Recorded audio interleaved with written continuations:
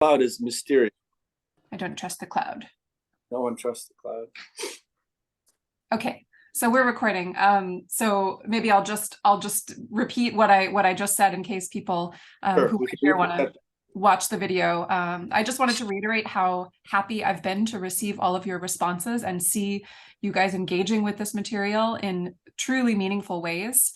I mentioned to Anne, early on that things that are painstakingly slow, we sometimes discard them in our modern lives, in our society, because we're used to being able to do so many things so quickly that we forget if something could be done quicker, what's the meaning in doing it slower? So that's a little bit too philosophical, but the fact that you guys have been providing such wonderful videos and such creative responses to the prompt for the assignment, it proves to me the worth of this kind of pursuit. And perhaps calling it a gap in our education is not the right way to say it, but I think it's a really crucial angle for us to pursue as performers, as teachers, as musicians, as people who are interacting with the music in any way. So that was my general gist. And then Daniel, do you want to repeat your question now that we're recording properly? Sure. Yeah, my question was basically just having done this work and it having informed your senses and your kind of sensibility as a musician, how does that manifest itself? Like, you take a new piece of music and, do you have to write out the bass line, or is there something that is now trained that like a little program that initiates, like how do you find that? I mean, you're in an advanced stage of all of this, obviously, but what do you feel happening when you take a new piece in this regard? Well, that's a fantastic question. I wouldn't say necessarily that I'm at an advanced stage of anything other than maybe insanity. But I guess I came to realize that I've been thinking this way for a long time. That's how this topic was born. I asked a student to improvise a bass line in a lesson, and it was, fruitful but very difficult. And I thought, aha, why do I think this way? And it's so helpful to my playing, and how can I talk about this with others? So no, I don't write out any bass lines. Yes, I do automatically start hearing them and start imagining them. And I find that if I take a passage and I can't put a bass line to it, then there's some dearth of understanding about that passage. So there's some angle that I'm not hearing, because with this specific period of music that we're looking at, they're so interconnected. And they can be separated, but they can't really be,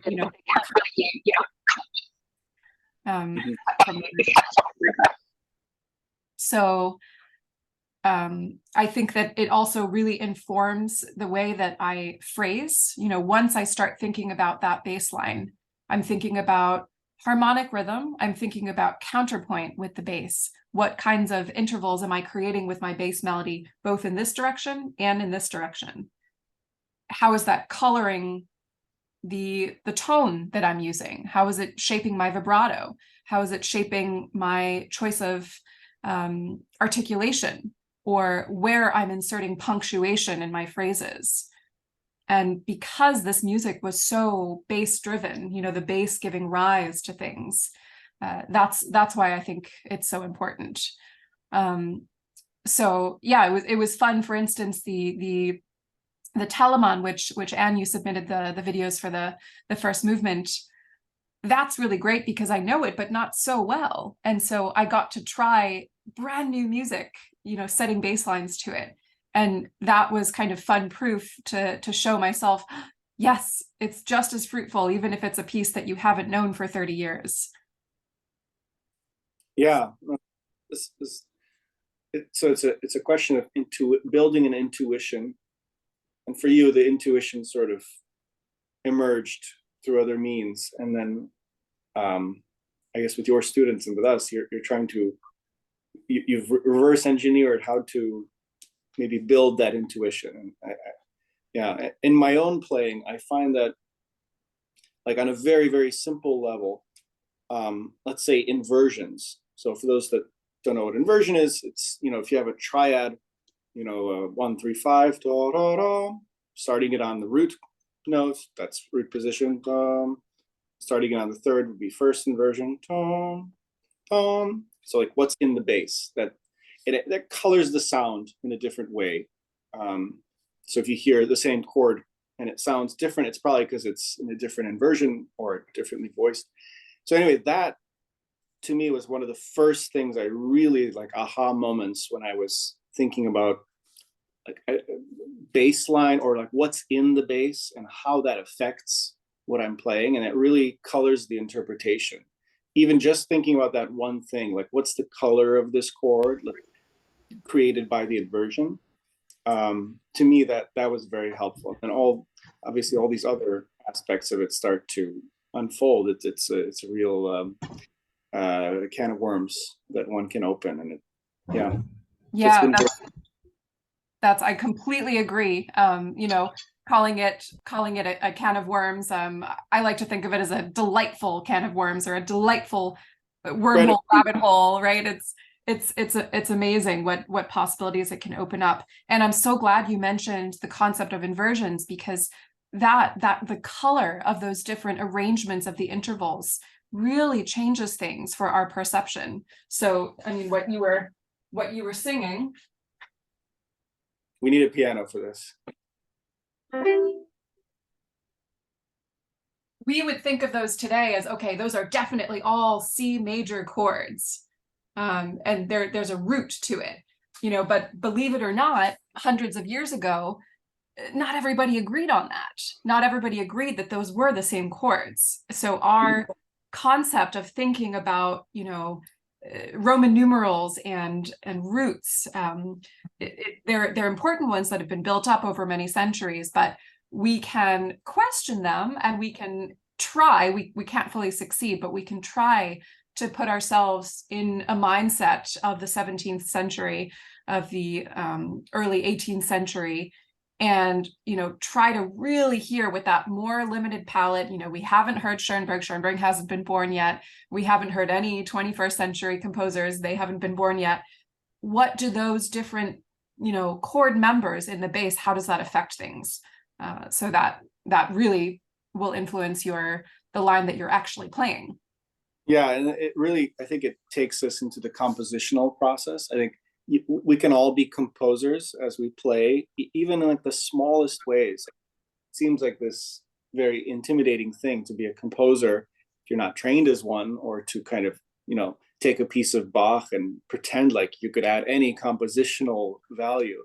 But once you understand that those terms were not as clearly delineated, like composer, performer, audience, like that they were all a bit more mixed back in the day. And so you can take these little things like just inversions or just, you know, choosing a certain bass note, and it really is part of the compositional process. You feel involved in the music, and yeah, so great. Yeah, absolutely. I completely echo that sentiment. And I'm curious to hear from those of you either who have submitted videos or not, but have tried some of this on your own. How did you find that, you know, the first kind of cross-pollination attempts to be a composer while you were also being the performer? Was it uncomfortable? Was it exciting? What challenges did you face? Anybody who wants to share anything about that, I would love to hear. Sure, Anne. So I find it really difficult to hear harmonies. So I kind of started to look at what I perceived would be maybe the chord of some beat, and then play one of the chord notes to that. And then I eventually got into a mood where I kind of invented a melody on the bass, and I was not always so sure how that fit in with the other voice. So I don't know. It was at the beginning just to play something, maybe a longer note for half a measure or something, and I don't know, these harmonies don't change that fast, so half a measure is pretty safe, right?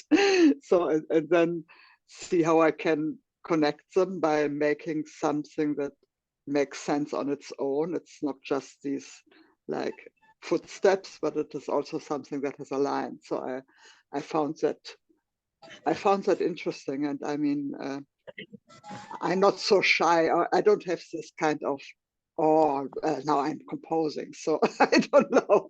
Maybe also I don't think I'm creating something so exceptional, but I find it easy to experiment with that. That's wonderful to hear, and I'm glad that you actually didn't feel any need to have the pressure of like a Beethovenian model of composer weighing on your shoulders.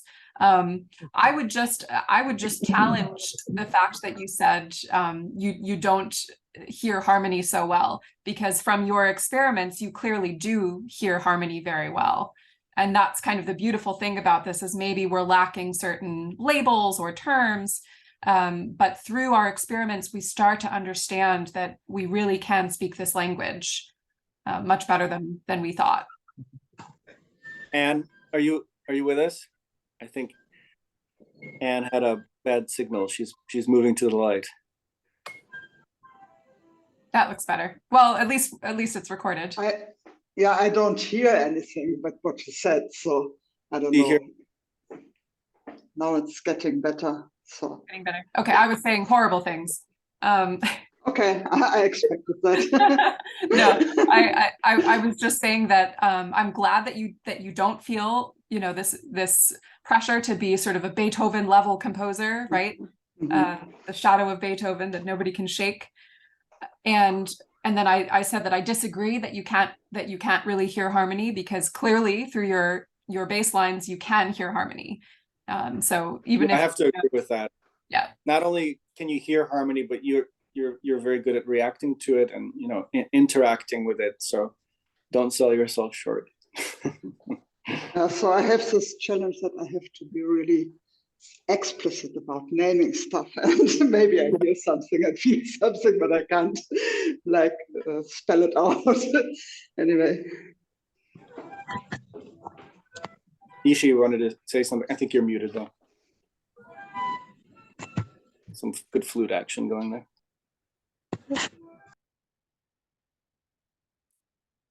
Oh, I think you're muted, Ishi. There you go. Yeah, and Daniel, sorry, I missed the first class and I haven't been keeping up. So my question may be a little bit off the track, just be warned. But I do have a couple of burning questions. One is in terms of baseline, the Bach baseline. Would that be helpful just to consider it's like a Baroque music basso continue? So just working on the baseline separately to, you know, like Anne said, you know, create your own thing or something. It's a matter of basso continue. Is this the right direction to consider? Second question is how you manage to let those bass stand out when there's like a double stops, and do you sometimes the Bach's double stop is really, I think it's kind of a misleading, because it looks like a double stop, but there's different voices. So is there a way, instead of thinking as double stop, but thinking is like a two line by some kind of playing mechanism, like playing with the timing of different lines? For instance, like you can play a few top lines, the melody will be already registered in listener's ear, and then you kind of delay a little bit of the top line of the next note, but by emphasize the bass, the line kind of longer. So in a way, manipulate the timing of two voices. And of course, we all know, like you can play the bottom line with more, you know, emphasize on the notes, dig in a little bit but it's not always work that way. So I just very intrigued by the separating the voices. Really want this lower voice to be heard, ba, da, da, da, because as a violinist, we always love the top notes. So that's how we brought up with, right? But once we dig in, notice the box bass note, I thought was this most thrilling part of it. I want people to hear, it's not just like double note, double stops evenly or something, right? It really like two people are singing it. So anyway, I'm just babbling along, but you get what I'm struggling with. Oh, I love both of those questions. So I'll answer them to the best of my ability, and then if it's not in the right direction, you can let me know. In terms of going towards basso continuo type style, that's exactly what we're going for. The idea of the bass being the foundation for everything, and the melody above coming from that bass line. So I think earlier last week I posted a suggested beginning listening list of albums you could explore and listen to those bass lines, try to play along with them, and then you'll find an ever expanding infinite world of other things to listen to from those recordings as a starting point. To kind of really get your ear used to those bass patterns and the language of the bass lines. And then I love the question about double stops and the importance of the bass, especially in slower movements of Bach. We have so many things that we want to bring out, and sometimes an inner voice comes in, right? The alto will take over, or the tenor. Especially in a fugue, if we've got so many inner voices. And that's when you can start to experiment with really a lot of parameters with how you're rolling the chord. When do you start? Which note? How long do you stay on it? And to which note or notes do you return or not return? So I can give just a tiny example.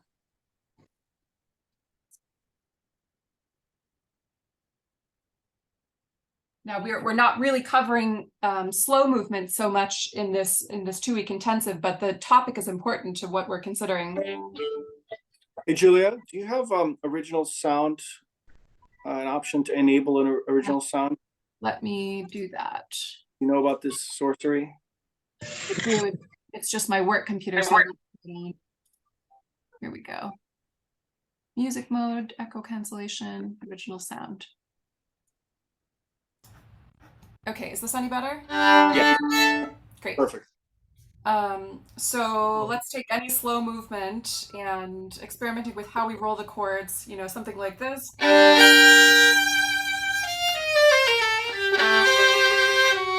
Oh, sorry. Usually like that.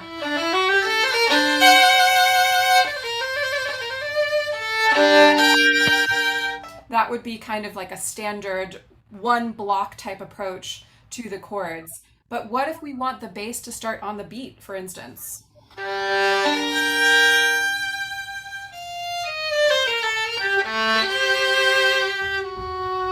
And now here I want the sol fa to be more prominent, so I don't go.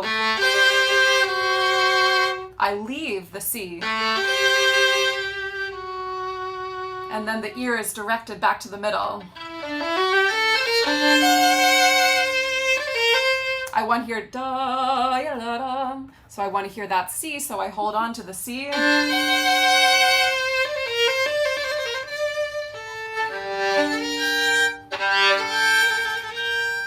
And then maybe I end on the double stop.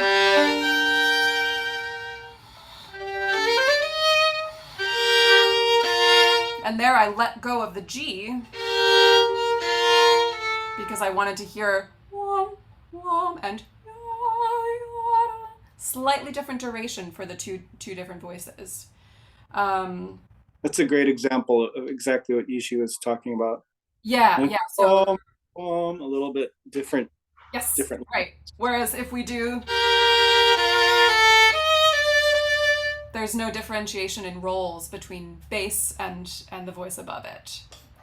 Yeah, that's great. Could I suggest another example? I'm really curious at the Bach Chaconne, when it comes to the D major part, Right. da, da. Usually the top notes, but the lower notes like boom, boom, boom, boom, right? So how would you treat that part?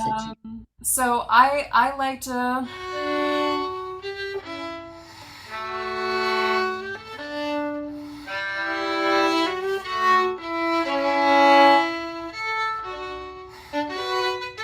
Or you could do that on the beat.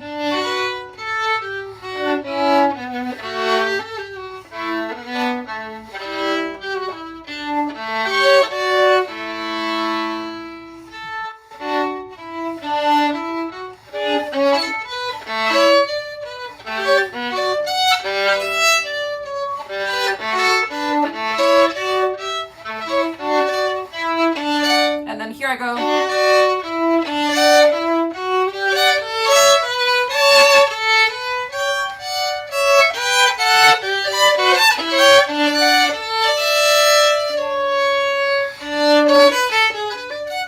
So I don't know if that shows anything, and that's just kind of off the cuff, but definitely playing with duration and where on the beat you're playing it, and then the shaping, right?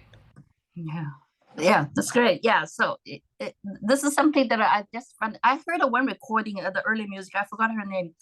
She's I hear very strongly the lower voice, like a bomb, bomb, bomb, bomb, bomb, bomb. I was so touched. That's why I was like, how does she do that? Totally, totally. Like something like when you get more into the chords.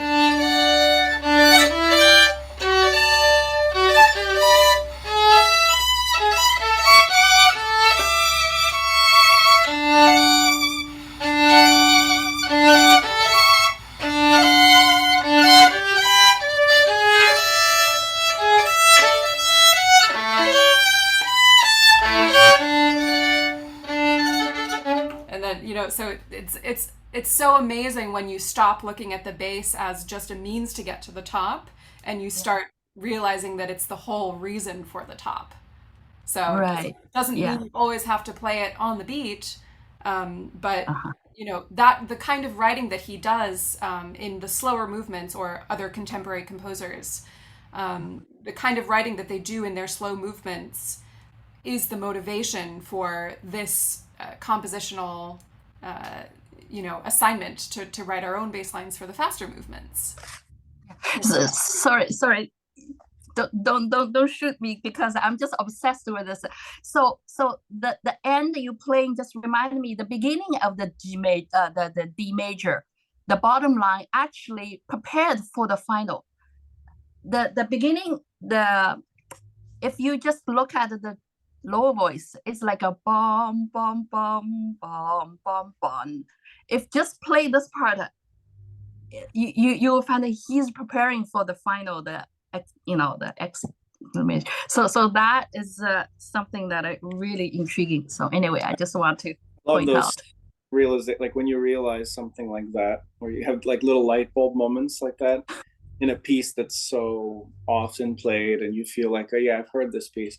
There's just so many little secrets to be found in it. Yeah, like I always hear the beginning is like da da da mi fa re mi fa so do, right?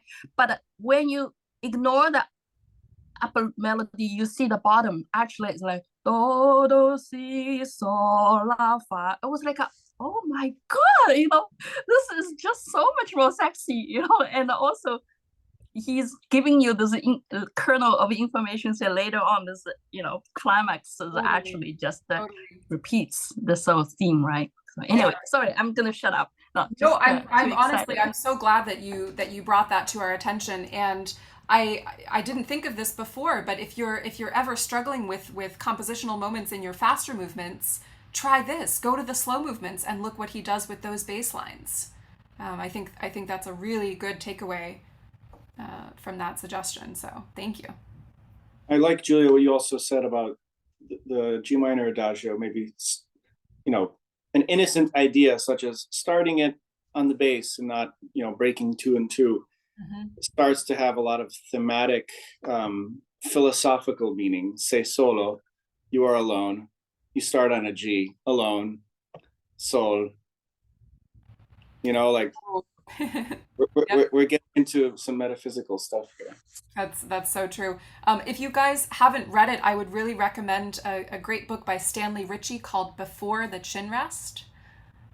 Some of you are nodding, that so I'm sure you've read it, but if you haven't, I'm rereading it currently, and there are lots of little treasure troves to be found in that. So Before the Chin Rest, I believe it might be available digitally, but certainly you can order it, a hard copy.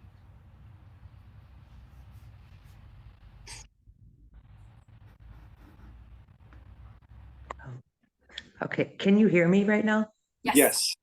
Okay, sorry. I'm on my telephone because my computer went crazy today and it said that I was muted, but I apparently wasn't muted, so I apologize. I also have a feeling it has my husband's name on here instead of my name. So It who knows does. what it says. It says I'm Richard. Patty, I'm not Richard. That's my husband, I'm Patty. It's Okay. 2023. It's all Yeah, good. but it's my telephone, so I don't know. I made a different account. I don't know what I'm doing. I couldn't log on the right way. So I signed up for this. I went to sign up for this when it came out, but I was actually in bed with COVID and said, oh, I wish I could do this. And then nothing. And then I got an email saying, there's still a chance. And I clicked the button because I was feeling a little bit better, but I haven't been able to do too much of anything yet. Just the last couple of days, I could finally play a little bit. So when I actually read the instructions and I looked at the video, I was like, the first word I saw was improv. And I thought, no, what did I just do? That horrible word, that scary, scary thing. It goes right along with the composition classes from school. Improv, like, no way. I can't believe I did this. Why did I bother? And then I thought, okay, just click the button and watch. And I thought, okay, but no. And I found today, finally, I was able to start making a recording, like the 10 times through thing, of a piece.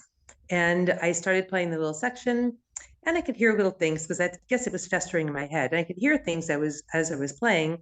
And with each repeat and my playing it and trying to be slow enough so I didn't get carried away, so I give myself time to think, I actually had time to think and I was able to come up with little tiny, one note for me was a miracle. To improv, one note is just really is a big deal for me. Patty. Oh my gosh. It just goes, it's like when somebody says, do you play this? Can you play this? Ooh, no, no, I just play this way and that's it. But I did find that I was hearing things when I was playing differently. It even affected the way that I was like running through the piece. It affected what I was doing. It really did. So I'm very excited to actually sit down. I couldn't play along with it because, like I said, my computer went berserk and I made the recording on my phone. So I'm a little bit confused right now. So, but when I can play along with it and make a recording, I'd like to listen to myself do that. It's very interesting. It's really, so I'm very happy that you Oh my gosh. Well, thank you, Patty, and thank you for being honest about the reticence to try.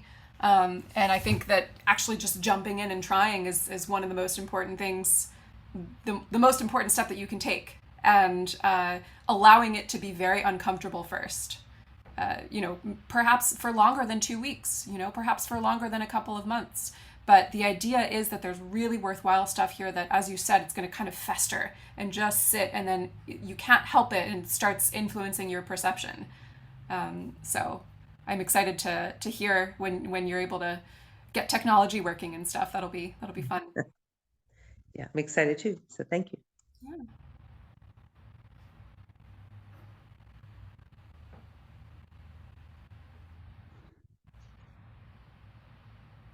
My parrot is eating her own toys. That's always a good start. She thinks they just grow on trees. New ones just appear magically. You can just destroy them. Well, they do appear magically.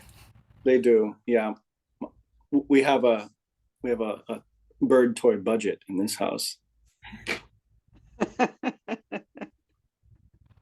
So we're spoiling her more again. Yes, I have to just a little closer here. Sure. Hey, little girl. Okay. What you doing? He's pretty. She's not happy with the iPad. All right, enough of that. Okay. So, Julia, maybe say it. Does she improvise a bass line? Oh, she doesn't do bass lines. She's a beautiful soprano, and she has had moments of genius during some lessons. One in particular where a student of mine was playing Mendelssohn Concerto, and he was playing the main theme over and over. And then one time he stopped and she continued it. And that to me was, you know, I told the student immediately, why can't you sound like that? So I wonder, have you ever kind of whistled when my intonation was off in the Bieber, for example? Because I think maybe that was a parrot. There was one lesson I have to listen back. And I was just a little bit low and someone corrected it. And I thought, is he whistling at me? But maybe that was that was a parrot. I will find it. I don't know. I mean, that would be miraculous if it was, I don't, maybe it was me. I sometimes resort to whistling at my students, but okay. Yeah, then maybe it was you. No. There's waiting for miracles here. Okay, because whistling in tune is even harder, I think, than playing. But anyway. Yeah. Julia, I was wondering if you can maybe just go over, I posted all the week 2 materials today, so we're all set with that, but maybe you just want to kind of summarize what week 2 is about and just how we can take this further. Mm-hmm. Yeah, absolutely. So week 2 is a continuation of all the principles that you've been uncovering and exploring in week 1. And you can take it further to kind of, you know, the maximum point of your comfort and a little bit beyond. So what I'm asking for is a baseline that's a little bit more premeditated. So week 1, you know, you're welcome to send me, and as many of you did, copious experiments, not all of them being necessarily fully happy experiments, but just sending everything to me. And so for week 2, I'm asking that you take a slightly larger chunk. It could be a phrase. If you're daring, it could be an entire movement. As much as you think that you will have meaningful time to interact with, and then have a slightly more premeditated baseline. So if you want to, you can write it down. I still encourage that you do all of this by ear because it changes the way that you hear and it changes the way you think if you're not relying on the written notes. And because of that, you're welcome still to have some things with which you're not entirely happy, right? You could have a video and there are just a couple moments where you're like, oh yeah, that wasn't exactly the baseline I wanted. Doesn't have to be, you know, polished performance that you would publish a video of. But a little bit more premeditated and a little bit longer in length than what you did for the first week. Great. Yeah, and I thought something else that we can continue to explore. I mean, going through the list of recordings you mentioned, I think that's very valuable. And I rediscovered some of those, and I hadn't heard them in a while. And it reminded me of, I don't know how I came about it, but I have this recording I put up on YouTube of, you know, this violinist, Patricia Kopachinskaya. Yeah. So yeah, she's crazy. But she improvised before a concert. She just started playing Bach Chaconne, and there was a continuo player. I think the program was not Baroque. It was like some crazy use of the continuo of a harpsichord. But she just started warming up on Chaconne, and then the harpsichordist joined her, and it was all recorded. And they ended up playing through the whole thing, and you hear the choices that the harpsichordist makes. Wow. Very much informed by the bass of how to, and sometimes like creating lines that, and to your point, actually sound like melodies. They're not just auxiliary tools. Like they sound like melodies, and they could be ones that Bach never thought to write, or, you know. So yeah, find that on my channel. I'll have to post a link to that. It's really fun, and it's great playing too. Oh, I would love to hear that. That's yeah. It also reminds me of like what the Ave Maria using Bach. right. And like, who came up with that melody? You know, society has decided that we really like that melody, and that it was a successful experiment, and it came out of nothing. Like, it just didn't exist, but someone took that music and did very much similar to what we're doing, like what works, what doesn't, and yeah, you can suddenly a melody appears. And I think it's the same principle works for bass lines. So I just added to what you said. Actually, my teacher suggested to me, I don't know if you guys would agree, he said, listen to harpsichord play Bach. Famous people like Leonhard, or what's his name, right? I can pronounce it. Leonhard, I think. Leonhard. The guy with the big beard?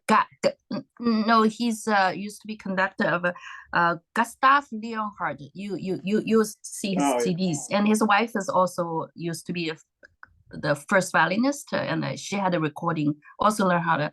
Her first name I forgot, not Elizabeth or something, and she recorded the Bach with tradition. Anyway, so what my teacher said, I want to share with you. I thought it was really interesting. You said you listen to those harpsichord play Bach, you learn so much how they manage, how they deal with a lot of issues. For instance, harpsichord cannot do crescendo and decrescendo, right? So what they did is they manipulated time to make those musical expressions. So I wonder if we could, as violinists, also, pay attention to that element, not play like a harpsichord, but this idea is intriguing, I find. So I just thought to point out. Thank you. I think that's a great observation, and is also connected to what you were asking about the double stops. And I think manipulation of time, or use of time in terms of rhythm, in terms of timing, compression or expansion, it's something that certainly we think about a lot in Western music, but we tend to separate it from the realm of pitch. We tend to kind of be obsessed, especially as string players, with pitch and intonation and getting the notes, and then rhythm and timing and manipulation of timing is sort of by the wayside, and maybe we'll get to it. When in reality, I think they're crucial tools, and intonation is not just about the pitch. It's about the timbre. It's about the color. It's about the angle of the bow, even sometimes. It's about the timing. Which note do you hear first, and the balance of the notes. So I think you're really onto something, and we would benefit from thinking about that. So, Daniel just sent a link. Cool. Yeah, I found this recording. I sent it. Nice. Thanks. Yeah, and usually what you said reminded me of just, I think a lot of musicians, a lot of violinists especially, feel that Bach is this like thing that's on a grid, rhythm wise, that there's little to no freedom, and if you take some kind of freedom, you're infecting it with romantic principles. Obviously that is valid in some cases, but once we dispel this idea of the grid, there's all kinds of freedoms that we're taken that are different than the freedoms we take in romantic music. Exactly what Julia was talking about with chords, and and you listen to harpsichordists, it's anything but a grid. You can't even find one when harpsichords play, because they're just rolling everything, and it's just like this. It's fantastic. Totally, and another kind of related long-term thought about this is just our conception of what being together really means, and since the advent of recording technology, we've kind of become culturally obsessed with things being absolutely synchronized. And usually when someone says you're not together, what do they mean? They mean you're not synchronized in time with the exact rhythmic notation. But once we start to question that and soften our boundaries of the way things are rolled out or spread out among one instrument or among many, then it really opens up a lot of things. Now, of course, it's different if you're trying to attack something altogether and you're not together, then you're not together. but I don't think it's as black and white as we're comfortable with defining it as.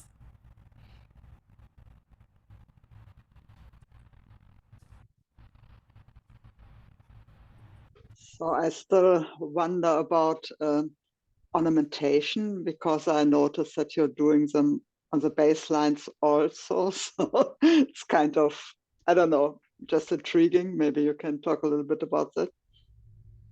Sure. Well, I think that a lot of it is just having fun.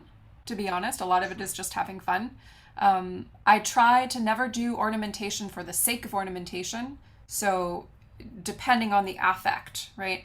If I'm doing something and it's quite slow and drawn out, is it a lugubrious sort of feeling, or is it, something this long, extended expression, or is it passing on its way briefly somewhere else?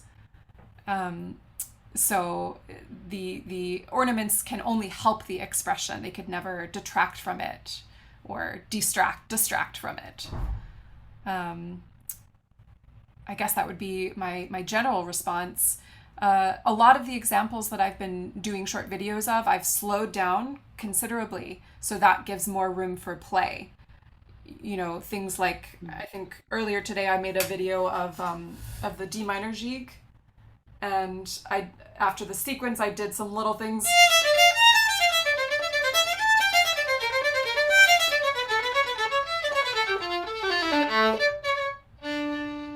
And I would never do any of that ornamentation in an actual performance setting, but I'm just sort of playing in the sandbox with the melody. Yeah, that's the improvisatory element of it. That Mm-hmm. It's different every time. It doesn't have to be like that in a performance. Yeah, the more ideas that you come up with, the better ideas you'll have ultimately. So if you have one great idea and you stick with it, you're kind of doing yourself a disservice. So even if you're really happy with it, try to find 10 more. And out of those 10, you might get half of one that you also really like. And now you have 1.5 really great ideas. Yeah, one of the challenges with this kind of thing, I think, is always how, like, building that intuition, similar with bass lines, like building the intuition of what sounds good and what doesn't, and one of the ways that I like over time have, I don't know, trained myself, but what I've seen working to kind of build taste is sensitivity to dissonance and seeking out dissonances, and seeing what they imply. So very often in Bach, like when I'm doing what you're doing, just like messing about, and maybe something will make it to a performance, but probably not. I'm thinking of, like, what's the most perverse dissonance that I can add here, or the opposite. Like very often when like if you land on a diminished fifth double stop, I might ornament it with a perfect fifth, and then do a little suspension on the top voice. Mm-hmm. So it's like you're getting a perfect interval, but no, you're not. So dissonance, expectations, and messing with expectations and kind of thwarting them. Totally. Of course, yeah, so much fun. And actually those little voice leading things, are we trying to avoid parallel octaves because they sound too heavy? Are we trying to avoid a doubled leading tone because that sounds too heavy? The ornament you come up with to subvert that problem becomes a beautiful melody. And that's actually the basis for a lot of the voice leading rules that we have, that have been codified over the last century. And drilled into freshmen at 8 a.m. Not, that's the real cherry on top. Is not only is this material taught in a dry way usually, but it's done so at 8 a.m, which for an 18-year-old is like, what? So Should not be allowed. Here we are learning or relearning things kind of in the right way, hopefully. Mm-hmm. And there's a beauty to that because we have all these things in our mind from, like, we learned this, technically speaking. It's like reading great literature when you're a 15-year-old kid in modern America. Like 15 used to mean adult. It doesn't anymore. and like you're going to read a great work of literature and then not ever read it again and say you've read it. Okay. Anyway. Speaking of sensitivity to dissonance, I wanted to mention there's one writer who, if you could get access to any of her works, her name is Krumhansel. I'll type it in the chat, and she's partnered with a lot of music theorists and done these really cool research projects about our innate sensitivity to dissonance and how that is shaped by our ambient musical environments. And one experiment, she just basically had a dial, and then people could turn it. So if they heard a sonority and they felt it was more dissonant, they would turn it this way, and less dissonant, they would turn it that way. And her findings are pretty cool, that depending on what kind of musical environment you grow up in, not even as a musician, just in that culture, we really get built-in reactions to certain types of dissonance or consonance musically. Yeah, I'd never heard of her. That's very cool. I wonder if anybody else has questions, either specific or general. Speak now or forever hold your bass notes. Okay, I will ask a question because I always have lots of questions. So you may already address this before. I'm curious, what do you think in terms of imitating human voice sing the Baroque music? And I happen to be also sing a bit, and I find the singers in early music, when they sing early music, it's not so much about the embellishment, right? About the purity of the sound. Not the other extreme early music instruments like a harpsichord, twitters on twitters, just like a remote coming to my mind, right? Lots of but so I guess in terms of the bowing, probably part we could copy.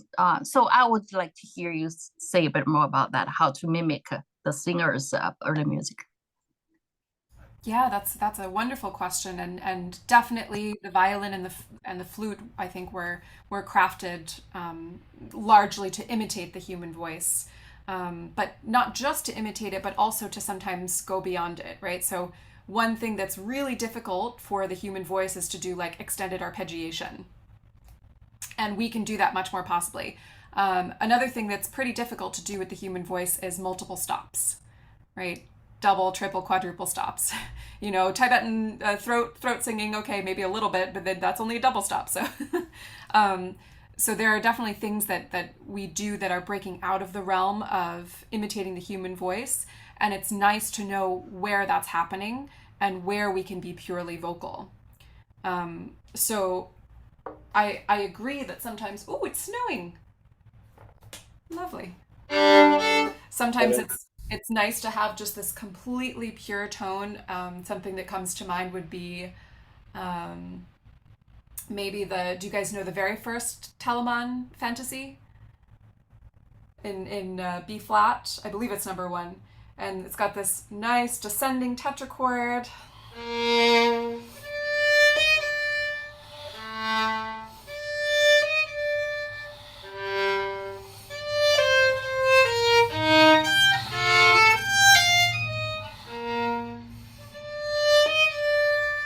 And there, in the upper voice, I'm very much imagining instead of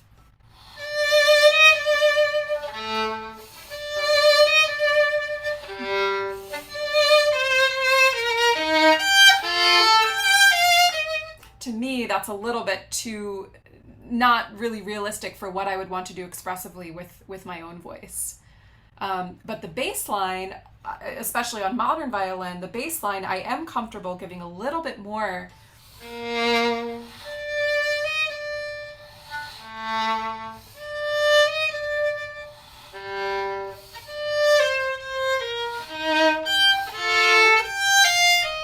And then I'm making a differentiation between the violin bass and the slightly more vocal upper line. So yeah, I guess that's one response. Are there any other movements that you're thinking of in particular where you had that question? No, not really. It's more of a general question. It's a matter of like a technique of the bowing, right? Just more of lifting. It's tapered I see. without using the Gotcha. rock bow. Well, I like for a lot of this music, at least practicing holding the bow a little bit higher. Ah, That gives me a different control over it. Don't always perform that way, but I do like to practice that way. And then the other secret, and I know Daniel, you've talked about this before, is that the bow never stops moving, even in rests. So rather than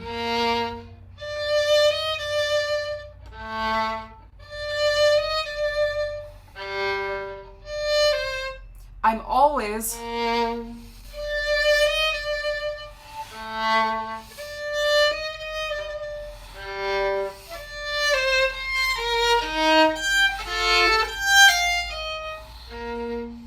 I'm like skating or something. I'm moving in the air, and that is continuing the breath. And then if I need to do a retake, that's the inhale.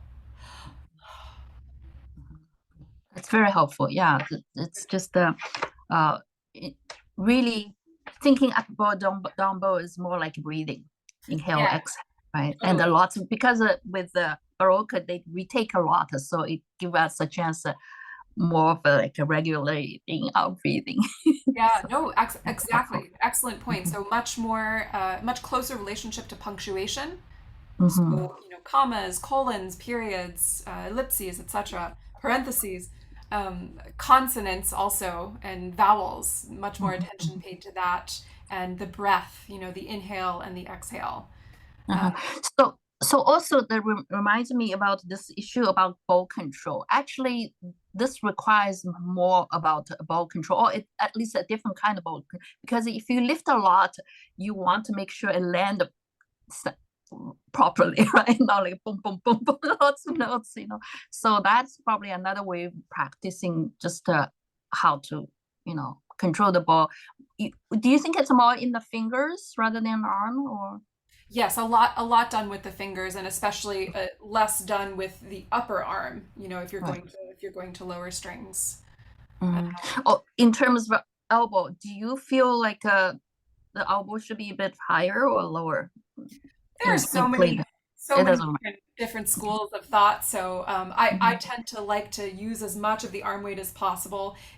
For this type of repertoire, for theater repertoire, it can be very different. But I tend to like to initiate with the fingers as much as possible the string crossings, and not be stuck in a higher position. But this concept of what you're saying about breath and voice, I think it's really applicable for all of us, even in these assignments for weeks 1 and 2. So even the faster movements, which are not as vocal, like Darlene, you're working on the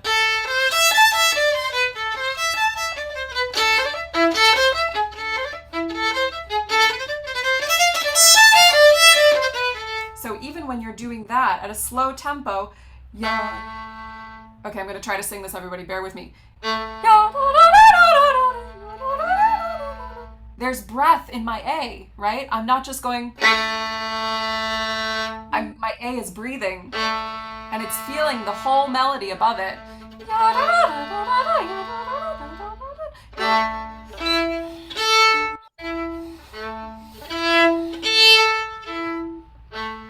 So this idea of breath, I think, is also really important to the bass lines that we're writing. Yeah, and it reminds me of how when you're singing, you never really stop. You never like close your vocal passageway. If you stop the sound, now it's time for the breath in. Like you're either breathing out or you're breathing in. You're never like stop. Yeah, if you stop, you have sleep apnea. So exactly. Right. Yeah, and so I think that translates to the bow exactly as you pointed out, and how this bass note is alive. Like there are these embers, and I tried to feel that. I think that's maybe one of the greatest sort of discoveries that I had, learning Baroque music over the years is that allowing the bow to keep breathing, keep alive, and that's connected with efficiency and bow control. I think, like once you really figure out how to balance the bow, then there's this kind of breath state, skating state that's very, very balanced and loose, and like that is my foundation playing, not stopped bow and then go. The foundation is this kind of murky textural place where the bow is kind of ready to go, or it can just kind of hover a bit, but it's never yeah. Anyway, Yeah, I totally agree. what do you think about that? Any other last questions from Gigi or anyone else? She wants to know when lunch is. Was that discussed at all? I mean, come on.